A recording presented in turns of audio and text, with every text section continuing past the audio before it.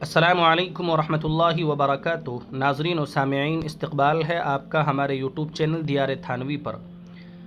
قربانی کے تعلق سے ایک اہم سوال یہ کیا جاتا ہے کہ قربانی کے دنوں سے پہلے اگر کوئی بھینس وغیرہ خرید لی جائے جو دودھ دینے والا جانور ہو، تو کیا قربانی کرنے سے پہلے اپنے گھر پر رکھ کر کے اس کا دودھ نکال کر کے خود استعمال کر سکتے ہیں یا نہیں؟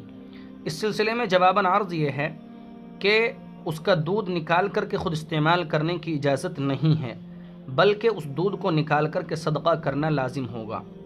ہاں، قربانی کرنے کے بعد اگر تھن سے نکلا ہوا دودھ استعمال کریں تو کر سکتے ہیں، کیونکہ جانور کے ذبح کرنے کا جو اصل مقصد تھا وہ اصل پورا ہو گیا ہے۔ اب جس طرح اس کا گوشت استعمال کرنا درست ہے، اسی طرح بال، دودھ، چمڑا بھی خود استعمال کر سکتا ہے۔ دوسرا سوال یہ کیا جاتا ہے جو ہم نے اپنی ہیڈ لائن پر لکھا ہے کہ جانور اگر پیدائشی سینگ والا نہ ہو یا اس کے کان اور پونچھ یعنی دم نہ ہو تو اس کا کیا حکم ہے؟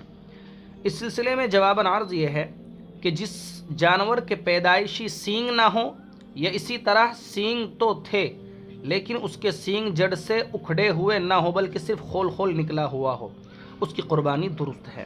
اسی طرح جس کے پیدائشی دونوں کان یا دم نہ ہوں یا ایک کان ہو، اس کی قربانی درست نہیں ہے۔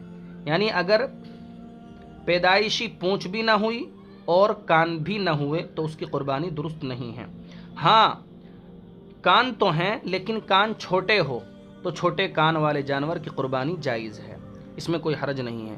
اسی طرح کی مزید ویڈیوز سننے کے لیے آپ ہمارے چینل کو سبسکرائب کر کے ضرور رکھیں۔ شکریہ، جزاکم اللہ خیرا و احسن الجزاء۔